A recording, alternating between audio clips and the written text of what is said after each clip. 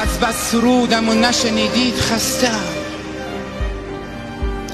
از بس سرودم و نشنیدید خستم، من از نگاه سرد شما دل شکستم. ای از تبار هرچه سیاهی سرشتتان، رنگ جهنم از تمام بهشتتان. شمشیرهای کهنه خود را رها کنید، از ذوالفقار شاه ولایت حیا کنید. بیشک اگر که تیغ شما ذوالفقار بود، هر 4 فصل سال همیشه بهار بود.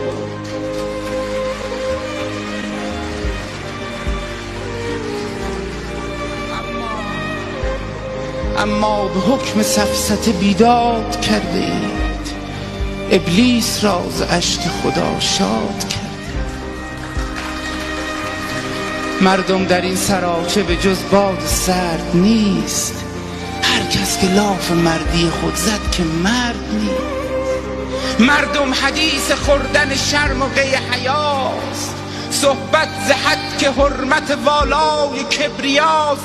مردم خدا نکرده مگر کور گشته اید، یا از اصالت خودتان دور گشته اید؟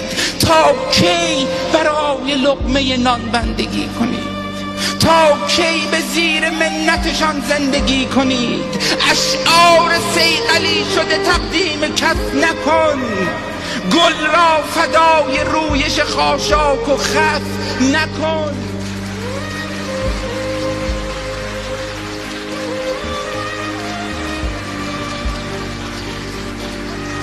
اشعار صیقلی شده تقدیم کس نکن، گل را فدای رویش خاشاک و خس نکن. دل را اسیر دلبر مشکوک کرده ای، در درین ثار ره خوب کرده ای. آزاده باش هرچه که هستی عزیز من، آزاده باش هرچه که هستی عزیز من، حتی اگر که بت بپرستی عزیز من. اینان که از قبیله شوم سیاهی اند، بیرق به دست شام غریب تباهی اند. گویند این عجوزه شب راه چاره است، آبستن سپیده صبحی دوباره است. ای خلق این عجوزه شب پا به ماه نیست، آبستن سپیده صبح پگاه نیست.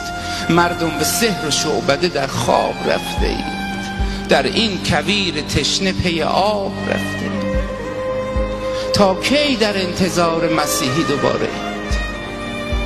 تا کی در انتظار مسیحی دوباره اید؟ در جستجوی نور کدامین ستاره اید؟ مردم برای هیبتمان آبرو نماند، فریاد دادخواهی من در گلو نماند. اینان تمام هستی ما را گرفتند، شور و نشاط و مستی ما را گرفتند.